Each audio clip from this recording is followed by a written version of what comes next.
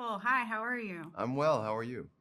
Good. Thank you so much for taking the time. I really appreciate it. I am very excited to talk to you about Dexter Resurrection. And this is probably, first question is probably one you're getting a lot, but I've seen other interviews where it's basically that it was your desire to want to return to, this world Yeah. and this character. So can you start by talking a little bit about that moment that you felt like you wanted to return to the Dexter universe and return to being Dexter Morgan? Yeah. I mean, I think it just started with a curiosity about what storytelling possibilities might be there for us if that gunshot weren't fatal. If he didn't die, if he almost died, if he found himself in that sort of space between life and death and came out the other side, what would that look like? How would he change? What would he be able to put down?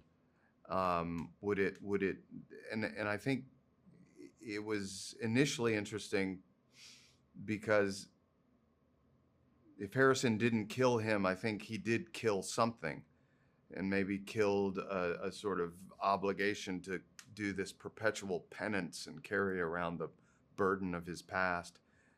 Would it allow him to put it down and reclaim himself in a way that we haven't seen him quite be able to do?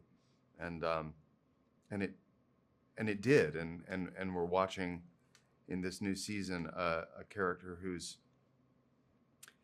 still leading a very complicated life and up to very weighty things, but with a sort of lightness and a sense of like I can't even believe I'm alive Hmm. about him, and seeing Dexter engage his world with that perspective is a new and fresh thing. Yeah.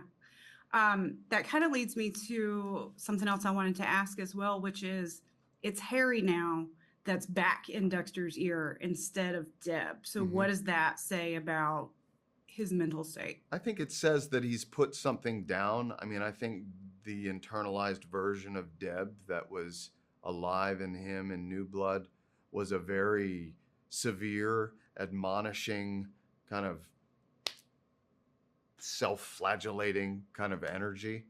Understandably, the fact that that's been released and his father is back in his unconscious or conscious internal landscape is a cue that Dexter's back on the beam, that he's done his penance, that he's not beating himself up in the same way, and he's also re-exploring and redefining that relationship with his father. He's not just his father's son who's doing his father's bidding. They're more, I think, evolving into a place where they're peers, where there can be Mhm. some pushback, where Dexter can lay some claim to expertise that maybe his father doesn't have, that he can know better. But he still needs that. He's a fundamentally isolated and lonely person, so this internalized relationship is one that he needs to cultivate and hold on to.